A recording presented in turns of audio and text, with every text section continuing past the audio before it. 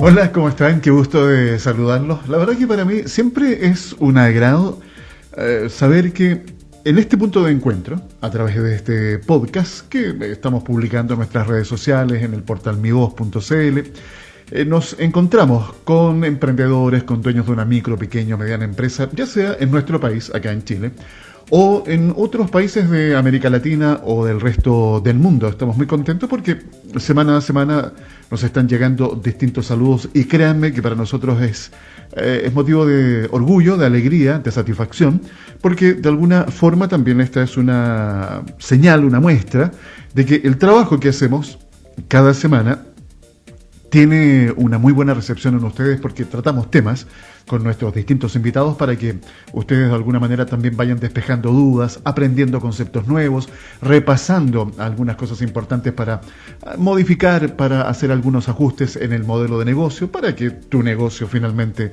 funcione bien. Así que, ¿qué quieren que les diga? Desde Santiago de Chile les saludo, soy Alfredo Campuzano, que junto al equipo humano que hace posible este podcast de SIC Producciones, estamos listos y dispuestos para comenzar a acompañarte, recordándoles que este podcast es una presentación como cada semana de la red digital de diarios ciudadanos más extensa del país, que congrega a más de 1.200.000 suscriptores. mivoz.cl, buenas conversaciones, buenos futuros. Voy a saludar inmediatamente a nuestro primer invitado. Él es Fernando Peirano, nuestro entrenador de negocios de Action Coach, que siempre nos trae algún tips interesante para compartir. Como siempre, Fernando, un gusto de saludarte, muy bienvenido a CE Chile. ¿Cuál es el consejo que nos traes para esta semana? Hola Alfredo, el gusto es mío. Hoy día quiero plantear una pregunta que me imagino le interesa a todos nuestros amigos de Conexión Empresarial. Se trata de cómo cerrar más ventas y si sientes que estás perdiendo tiempo en cotizaciones que nunca se convierten en ventas. ¿Cómo tener más ventas en tu negocio? Esa es una pregunta cuya respuesta te aseguro, Fernando, todos quieren saber y escuchar. Pero me imagino, como en todo orden de cosas y situaciones, hay un orden. Pasos que debemos dar para aumentar nuestras ventas. Fernando, ¿qué importancia tienen las cotizaciones en el negocio? Como decía en la pregunta que planteamos, Alfredo, me imagino que quienes nos escuchan son como la mayoría de los dueños de negocios empresarios, en que ellos mismos o su equipo invierten mucho tiempo generando y preparando propuestas o cotizaciones para clientes y para potenciales clientes. Por supuesto, las cotizaciones son la entrada al embudo para que tengan una posible venta y de ahí se genere el flujo de caja. Pero las cotizaciones que no son convertidas en ventas son una pérdida de tiempo y dinero. Entonces, de lo que se trata es de que sean una inversión y no una pérdida. ¿Por qué algunos negocios convierten el 80% de sus cotizaciones en ventas cuando otros tratan de convertir un 5%? Es todo acerca del proceso que tengas instalado. Las cotizaciones son parte de un proceso de manejo de ventas que es más grande, más amplio. No son el proceso de ventas propiamente tal. Entonces quiero compartirte algunos tips para mejorar tu tasa de conversión. Es decir, el porcentaje de cotizaciones que realmente se convierten en ventas. Lo primero es definir con claridad quién es tu cliente ideal y entender qué es lo que es realmente importante para él. Sin este objetivo claro, todas y cada una de las cotizaciones las vas a ver como una gran oportunidad. Reconoce las fortalezas y debilidades de tu negocio. Tienes que ser honesto contigo mismo. ¿Qué haces bien y rentablemente? Una oportunidad lo es verdaderamente si tú puedes hacer dinero de ella. Decide no cotizar aquellas oportunidades que no encajan, ya sea con tus fortalezas o con tu perfil de cliente ideal. Todos logramos clientes y terminamos arrepentidos después. Usualmente, después de que perdemos dinero y tiempo en el trabajo o fracasamos para entregar nuestra promesa. Así que no avanzamos en desarrollar clientes leales y fanáticos. Comunícate con los potenciales clientes desde el principio hasta el fin. Muchos dueños de negocios requieren cotizaciones para tomar decisiones, pero pocos de los negocios de hecho se dan cuenta que han recibido una petición de un cliente potencial. Cómo te comunicas desde el principio es un indicador de cómo te comunicarás con ellos como cliente.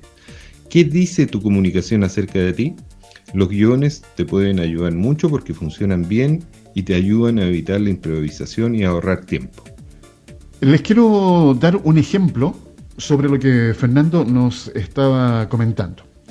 Supongamos que llegan 20 clientes a un negocio, una librería. 10 compran y 10 no compran.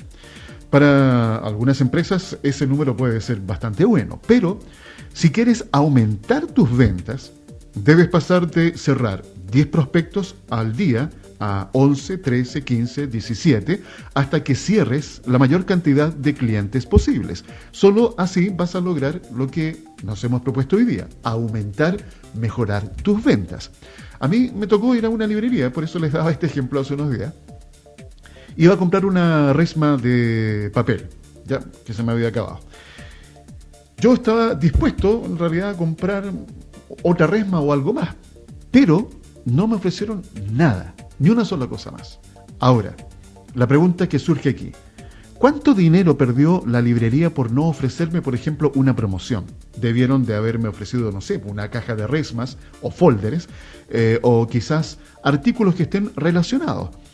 ¿Está pasando esto en tu negocio? Presta atención. Fernando, por favor, continuando con lo que nos estás comentando hoy día, ¿qué se debe hacer para mejorar y ser más eficaz con este proceso de hacer la cotización para un cliente? Enfócate en construir un proceso formal de cotización que tenga consistencia y rentabilidad. La mayoría de las cotizaciones requieren información de otros miembros del equipo, proveedores o contratistas. Un sistema documentado asegura que las necesidades del potencial cliente sean bien entendidas. Incluye mensajes de venta y marketing en tu cotización o propuesta, ya que las cotizaciones son parte del proceso de venta. Úsalos para enfatizar los beneficios o las razones para que te prefieran. Si no les das razones para escogerte, entonces simplemente basarán su decisión sobre el precio. Conoce bien tus números, el número de cotizaciones y la tasa de conversión al menos, para que sepas cómo se está comportando. Una venta no hecha hoy no significa que lo sea para siempre. ¿Qué haces con aquellas oportunidades que no fueron convertidas en ventas? Si eres como la mayoría de los dueños de negocios, la respuesta es nada. Entonces eso es desperdiciar información y oportunidades. Ya sabes que tienes una necesidad potencial para tus productos o servicios.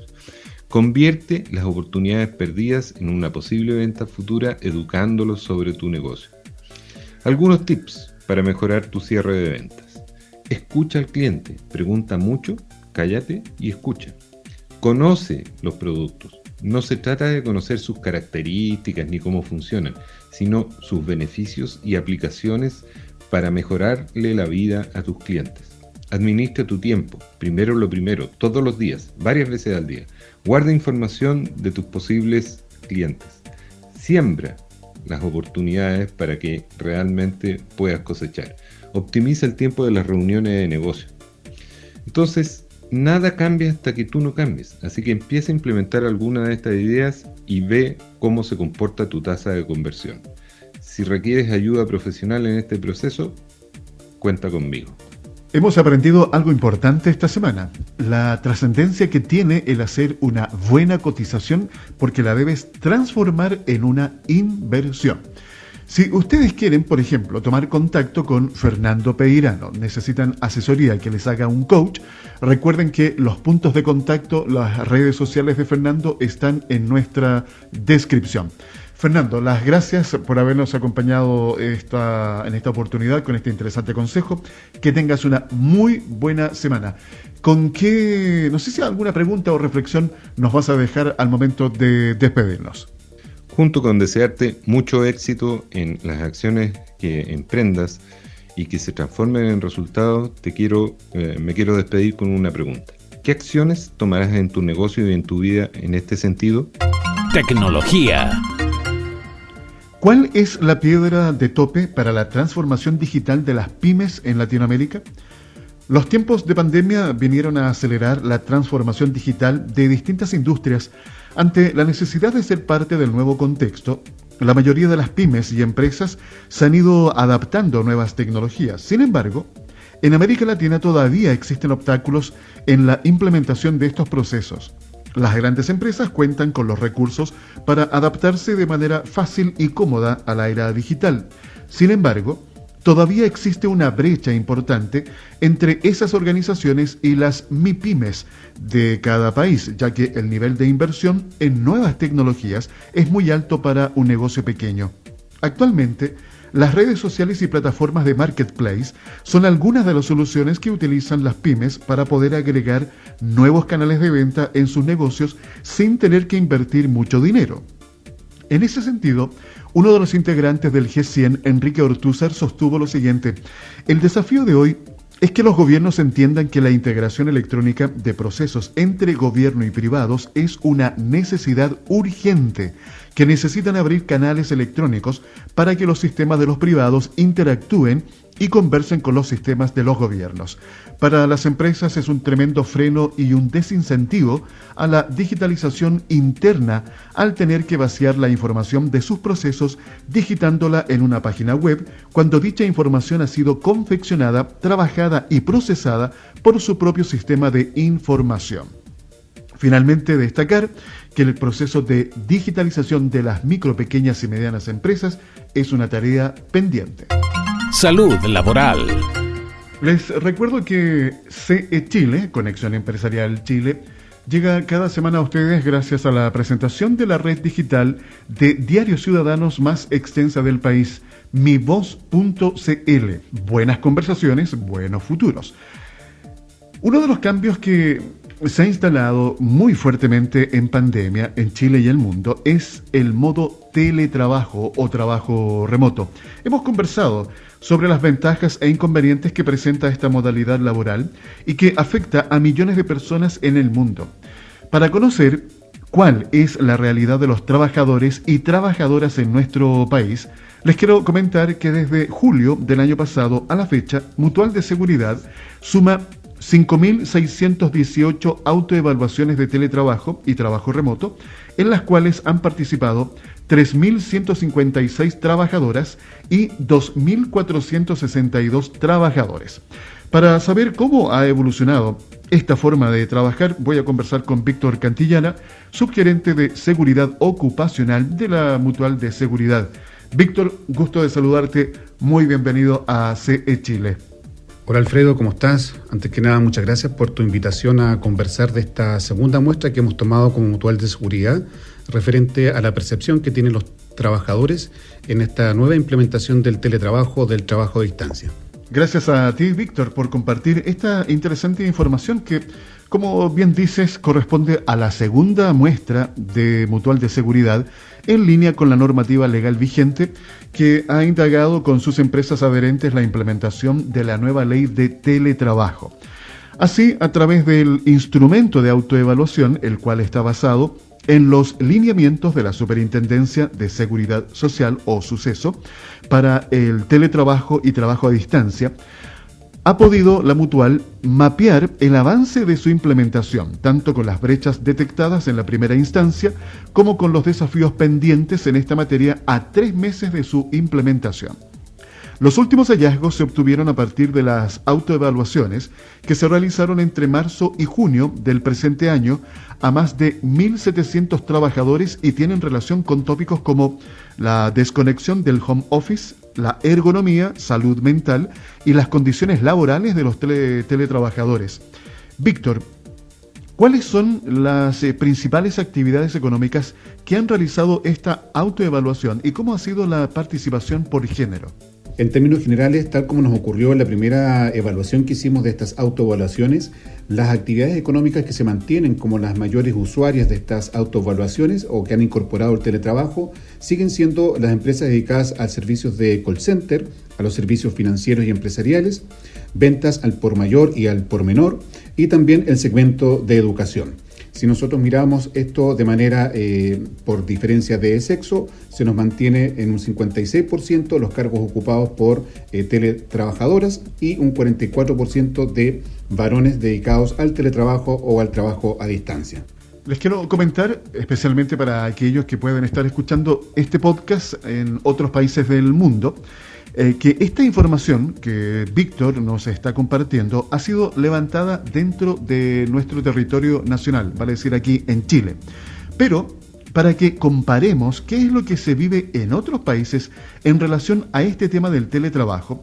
Les quiero contar que, según un estudio, el 40% de los españoles piensa que trabajar desde casa genera muchas distracciones. Las más importantes son provocadas por la familia, un 44% de las distracciones, los compañeros de piso, las redes sociales en un 17,6% e incluso la comida, ya que según este estudio, el 32% de los encuestados va como promedio 2 a 3 veces a picar algo al refrigerador cada día de trabajo. De estos datos se desprenden muchas lecturas que tienen que ver con los principales riesgos laborales del teletrabajador y que contradicen en algunos aspectos las ventajas principales de esta modalidad de trabajo.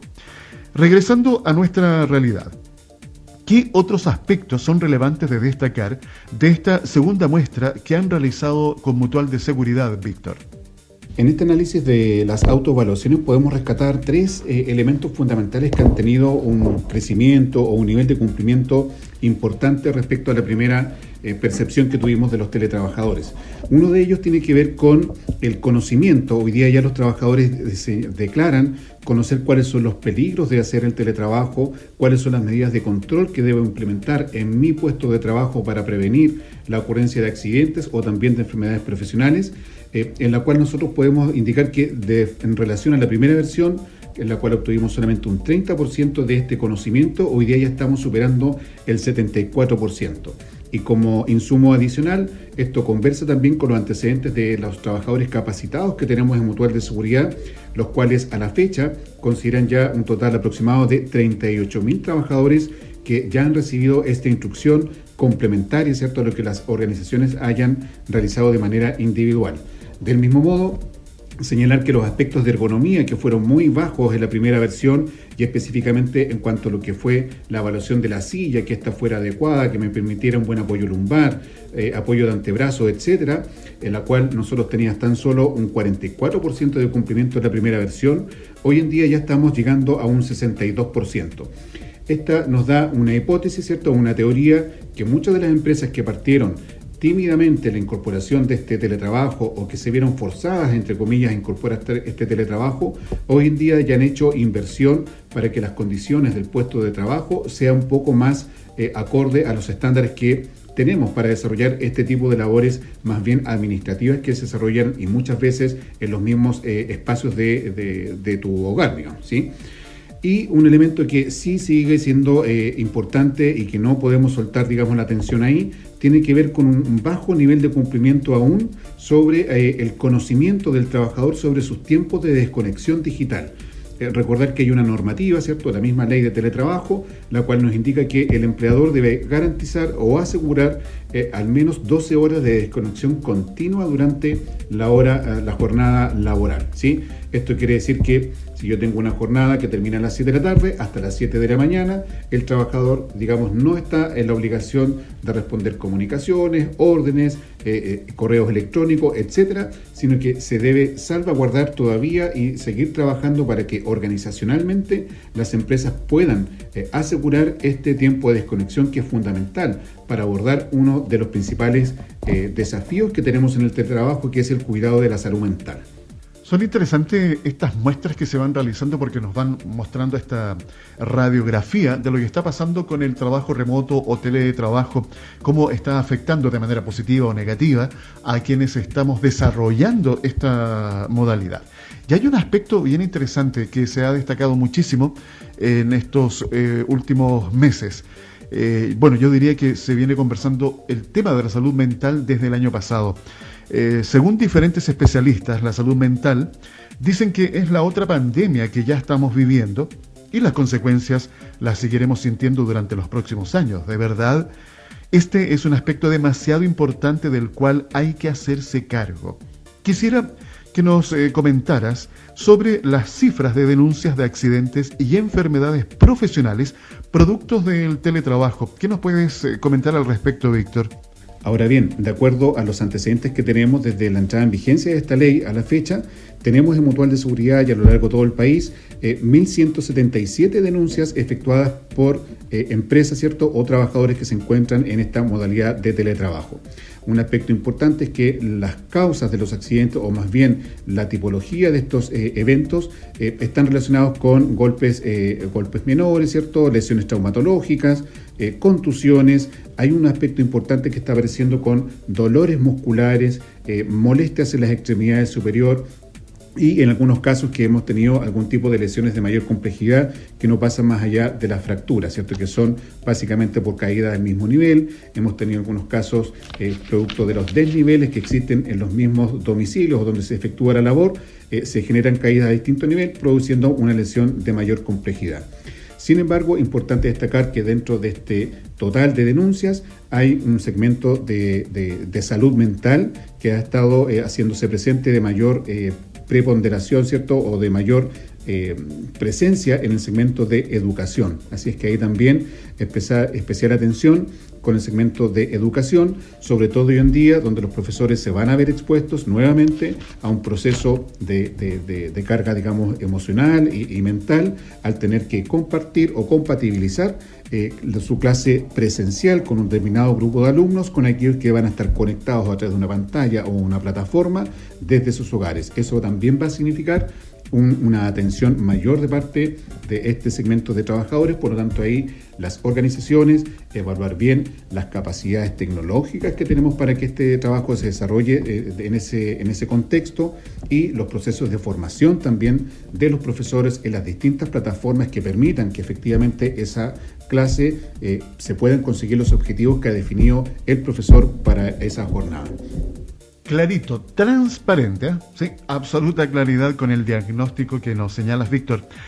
La invitación para todas las empresas y sectores productivos, en especial el sector educación, en buscar las distintas herramientas y metodologías para mitigar el impacto negativo en la salud de las personas como resultado de esta forma de trabajar, el teletrabajo o trabajo a distancia. Antes de despedir a nuestro invitado, recuerden algunas recomendaciones para que desarrollen de mejor manera el teletrabajo. Establecer un horario de trabajo o rutina clara. Tomar descansos. Utilicen las herramientas digitales para trabajar y reunirse a distancia en forma eficiente. Aprovechen al máximo cada videollamada. No vivas en pijama. Ten ropa de trabajo designada. Bloquea los sitios web que te distraigan. No pierdas la motivación. Mantén un escritorio de trabajo organizado. Bien, aprovecho de darle las gracias a Víctor Cantillana, subgerente de Seguridad Ocupacional de Mutual de Seguridad de la Cámara Chilena de la Construcción, por esta interesante información. Víctor, un gusto y que tengas una muy buena semana. Bueno, muchas gracias a ustedes, Alfredo, por esta invitación, y quedamos a disposición para conversar estos u otros temas que ustedes consideren importante abordar en este tiempo de contingencia. Muchas gracias y que estén todos muy bien.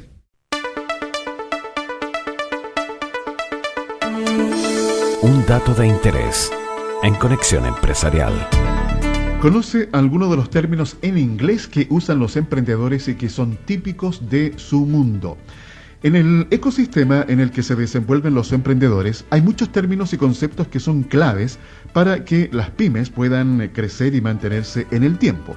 Y dentro de este amplio mundo de palabras, hay muchos términos que se escriben en inglés y que son parte del idioma universal del emprendimiento. A continuación, voy a compartir contigo, son 30 términos en inglés que todo emprendedor debe conocer. No voy a darte los 30, pero te voy a mencionar algunos de este glosario de términos en inglés para emprendedores. Por ejemplo, está el B2B, concepto que significa de negocio a negocio, en donde se relacionan dos empresas.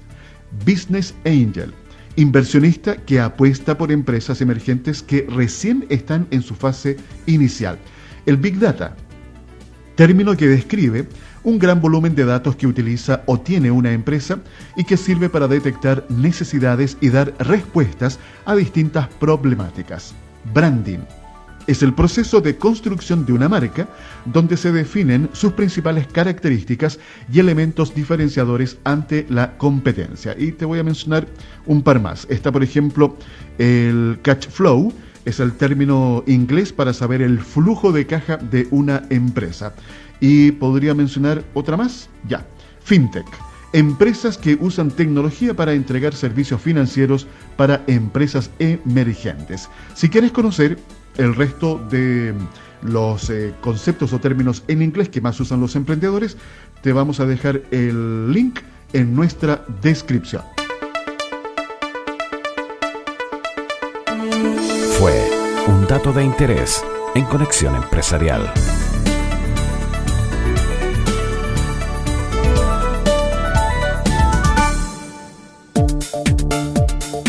Antes de ir con el siguiente invitado, les quiero recordar lo siguiente.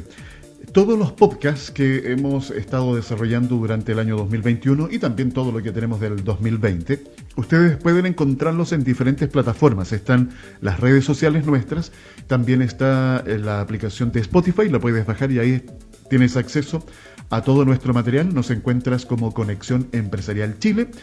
Obviamente estamos en mivoz.cl y también en la app de Portal Disc. Nos encuentran en la categoría podcast, ¿ok? Ahí están alojados todas nuestras conversaciones que siempre tienen algo interesante que tú puedas repasar o recordar. Vengo conversando sobre inteligencia artificial hace ya mucho tiempo, muchos años, y creo que cada día va aumentando el interés, va aumentando también de alguna forma la cantidad de personas y empresas que están interesadas en el desarrollo y en la adopción de la inteligencia artificial. Hoy día hablamos, por ejemplo, del IoT, sigla en inglés de el Internet de las Cosas. La verdad es que la inteligencia artificial da para mucho. Lo que nos parece ciencia ficción hoy día es absoluta realidad. Y nuestro siguiente invitado nos llevará a este mundo del futuro que hoy ya estamos viviendo intensamente. La inteligencia artificial y su impacto en las empresas. Voy a saludar a Juan Eduardo Orlandi, gerente general de Magical Startups. Bienvenido a CE Chile, Juan Eduardo. Hola Alfredo, oye, muchas gracias por la invitación y por este espacio acá en Conexión Empresarial. Aprovechemos entonces este espacio, Juan Eduardo, y pongámonos a conversar. La inteligencia artificial puede mejorar drásticamente la eficiencia de nuestros centros de trabajo y hasta aumentar nuestra eficiencia.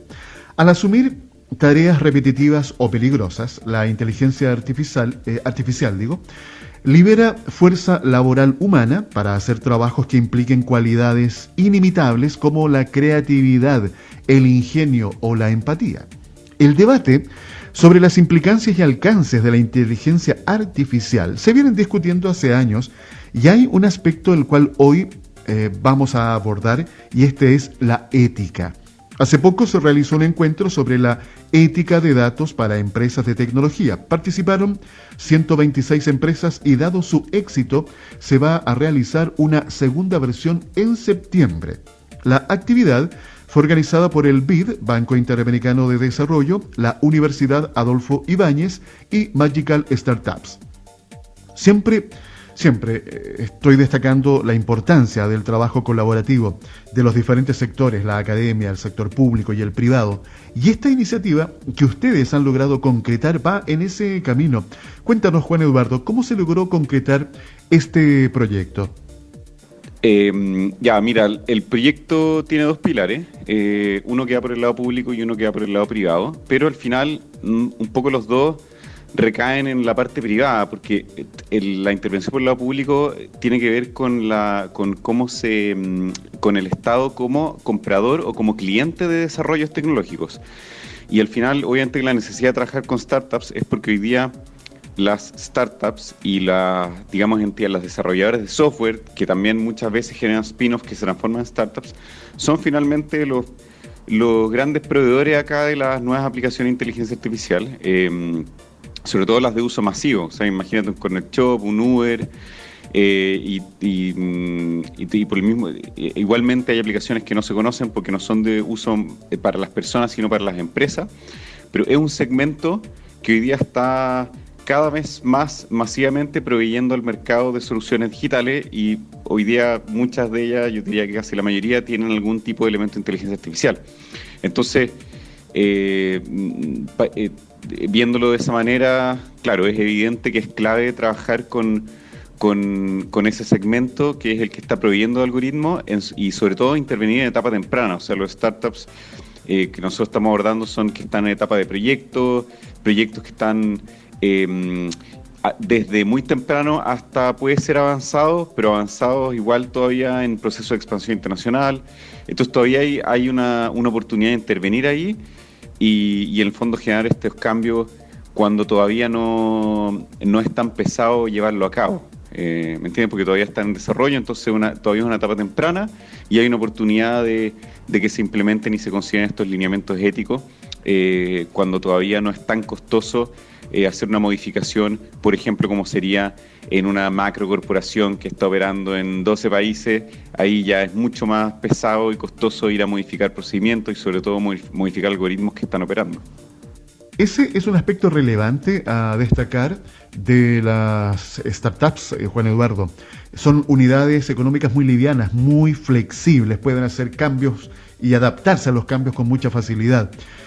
Sobre esta actividad que se realizó durante junio recién pasado, les comento que contó con una gran participación de emprendedores y desarrolladores tecnológicos en esta primera edición de las All Business Sessions, 3 jornadas de capacitación que durante junio convocaron a más de 150 personas interesadas por aprender tanto de las oportunidades que traen la inteligencia artificial y los servicios de datos, como de los desafíos éticos a considerar en su implementación. De ellas, 133 personas provenientes de 126 empresas distintas completaron la certificación. Al parecer, existe interés por abordar estos temas por parte de los emprendimientos. ¿Cómo consideras que ha sido la respuesta ante este tipo de iniciativas que se van presentando, Juan Eduardo? Mira, la verdad que la respuesta ha sido significativamente mayor a lo esperado. Nosotros en los AI Sessions que hicimos, la primera tirada de 3 sesiones, tuvimos, o sea, para que te hagas una idea, teníamos una meta de participación en cantidad de empresas y eso más que se cuadruplicó. Incluso llegó mucha gente que no la estoy contando ahí porque no era tanto el perfil, o sea, hubo una súper buena recepción de esto por parte de las empresas, de los emprendimientos, pero también a nivel de las personas, y eso también es importante. Después te puedo comentar un poquito más de eso.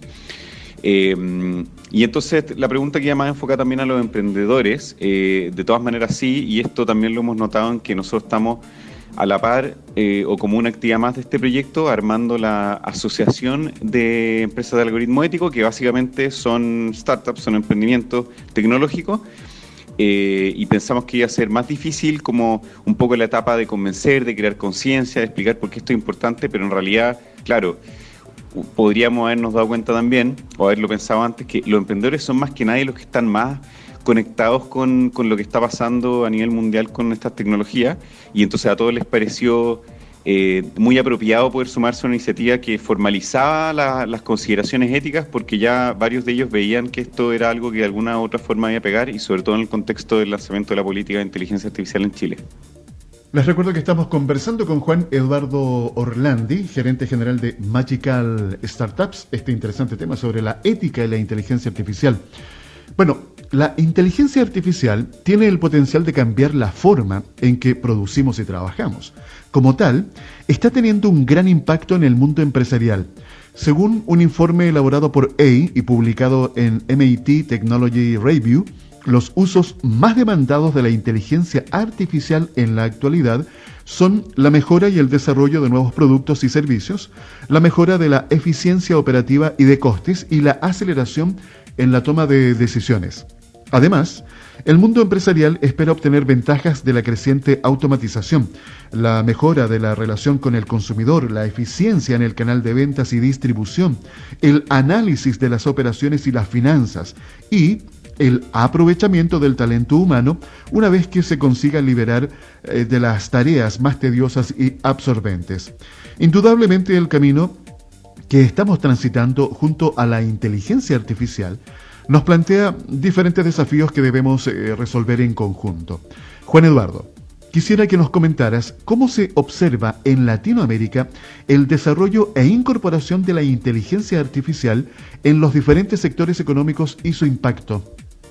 A ver, la verdad que, esto un poco, hay algo que venimos hablando hace tiempo, que la pandemia ha acelerado mucho la adopción y la apertura de disposición, sobre todo de las empresas, bueno, de las personas también, pero en las empresas era donde esto es más relevante para el sector de startups. Se ha acelerado mucho la adopción de soluciones digitales de partida, y hoy en día el tema de la inteligencia artificial es una moda, un hype gigante, al punto que una consideración que existe entre los fondos de inversión y también cada vez más entre las empresas que contratan servicios o los servicios de startups, de emprendimiento o software digital con inteligencia artificial, es ver efectivamente si es que hay inteligencia artificial ahí o no. Porque, como dicen, hay inteligencia artificial que se escribe en Python, que es un lenguaje de programación, y está la que se escribe en PowerPoint. Básicamente una forma un poquito burlesca de referirse a soluciones que dicen que tienen inteligencia artificial y no la tienen. Ahora, para que pase un fenómeno así, que lo que tiene que pasar es que exista esta moda, en el fondo mucho apetito por inteligencia artificial, para que haya gente que está diciendo que la tiene cuando en realidad no, ¿entendí? Entonces sí, esto está muy apetecido por las empresas, por tanto está implementando mucha inteligencia artificial, digamos que exorbitantemente rápido, y de hecho eso es lo que da origen a este proyecto. En el fondo ¿cuál es el susto? El susto es que esta velocidad de implementación de inteligencia artificial en el espacio privado y espacio público sea tan rápida, y que nuevamente damos un ejemplo de lo que ha pasado siempre, que la tecnología avanza más rápido que la regulación, y ocurra de un día para otro que tengamos algoritmos que están operando cosas y procesos que nos afectan a todos, en mayor o menor medida, y que sean cajas negras de algoritmos inteligentes que se modifican a sí mismos y que nadie mucho sepa y nadie mucho también tenga la responsabilidad de explicar qué es lo que están haciendo esos algoritmos y qué decisiones están tomando. Es un punto muy importante el que menciona Juan Eduardo, y tiene que ver con la normativa, la regulación que debe existir. Tenemos ejemplos actuales sobre lo que ha sucedido con la irrupción de diferentes aplicaciones que, al no estar reguladas, han provocado tal impacto que ha forzado a quienes deben legislar a tomar acción y participación. Siguiendo con la inteligencia artificial, alrededor de la cuestión del trabajo y la interacción entre humanos y máquinas inteligentes se ha centrado buena parte del debate en los últimos años. Los desafíos no se pueden ignorar. Según el Foro Económico Mundial, en su informe El futuro del trabajo, en la próxima década se destruirán 75 millones de empleos tradicionales, en los que los humanos serán suplantados por las máquinas, pero se crearán 133 millones de nuevos trabajos. Además, la automatización y la inteligencia artificial presentarán desafíos concretos en la gestión del talento, la flexibilidad del trabajo y la movilidad, 3 aspectos con grandes implicaciones sociales. Una buena noticia a compartir es que habrá una segunda oportunidad para participar de esta iniciativa, Ética de Datos para Empresas de Tecnología. Juan Eduardo, ¿qué temáticas se abordarán en estas sesiones y quiénes pueden inscribirse? Coméntanos, por favor. Mira, las sesiones están pensadas para un perfil que están optimizadas para el perfil emprendedor, tomando en este caso el perfil emprendedor como el perfil de alguien que está metido en un proyecto súper demandante, que no tiene mucho tiempo, que le puede dedicar tiempo a cosas que sean muy aplicables y muy concretas. Así que están muy optimizadas estas sesiones, que son instancias formativas de todas maneras, pero les pusimos AI Business Sessions porque están muy orientadas a negocio y a lo aplicable y a cosas muy aterrizadas. Entonces, en ese sentido, un muy buen uso del tiempo de las personas. De nuevo, estamos pensando en personas que están involucradas en proyectos que están desarrollando inteligencia artificial, o inteligencia artificial que ya está operando, o gente que está pensando en desarrollar o pensando que necesita un proyecto de un desarrollo de inteligencia artificial para una empresa que ya existe o que está en etapa muy temprana. Ese es el perfil. ¿Qué se aborda? Se abordan temas de reglamentación, que son los más relevantes solamente, temas de herramientas que existen hoy día para testear algoritmos, temas de cómo asegurarse en el fondo, cómo asegurarse que tus algoritmos sean auditables, porque al final también qué es lo ético, qué es lo no ético, ahí pueden entrar discusiones de temas más morales, quizá, y eso también depende del país, pero lo que sí o sí es que tu algoritmo tiene que poder ser auditable, ¿ya? Independiente de. Entonces, es un ejemplo. Y lo que también se aborda mucho en las sesiones, esto ya como para cerrar la pregunta, son casos reales, muchos casos reales, todas las sesiones y todos los segmentos de contenido tienen casos reales que ejemplifican los distintos conceptos y son casos reales del mes pasado, ¿me entendí? Y eso es algo que se puede hacer porque están ocurriendo nuevos casos en todo el mundo casi todos los días, ¿ya? Y eso también un poco viene a complementar la pregunta que me hacía ya antes, que es con qué velocidad esto se está implementando. La velocidad es tal, en Latam también y en distintos países de Latinoamérica, que entonces están apareciendo estos casos casi diariamente, la verdad. Espero que hayan disfrutado de esta conversación, porque la verdad es que hemos querido abordar este importante tema de la inteligencia artificial, pues como se han podido dar cuenta, sus implicancias y alcances son multidimensionales. Gracias a Juan Eduardo Orlandi, gerente general de Magical Startups, por habernos acompañado en esta sesión. Y déjanos, por favor, Juan Eduardo, la información para aquellos que estén interesados de participar en el segundo encuentro que será en septiembre del presente año. Que te vaya muy bien. Oye, de verdad agradecemos mucho el espacio, la invitación. Porque es relevante, porque es tan importante que nosotros podamos abordar a las personas que están desarrollando inteligencia artificial hoy día, que es lo que apunta este proyecto, como lo es que el público general también empiece a tener conciencia y compartir estas consideraciones, porque como hemos visto el público tiene mucha fuerza. Eso es muy positivo y sobre todo para asegurarnos que estamos avanzando hacia un futuro más tecnológico, pero que lo hagamos por el buen camino.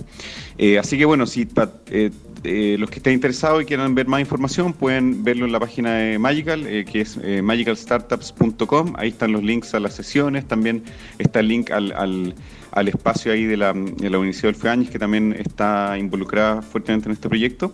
Pero todo eso lo pueden encontrar en la página de Magical, que es www.magicalstartups.com. Así que invitadísimo, y de nuevo les agradezco mucho la invitación. Para los que estén interesados en obtener mayor información sobre cómo participar o inscribirse en este evento que está organizando Magical Startups, les quiero recordar que los links respectivos los van a encontrar en nuestra descripción. ¿Ya?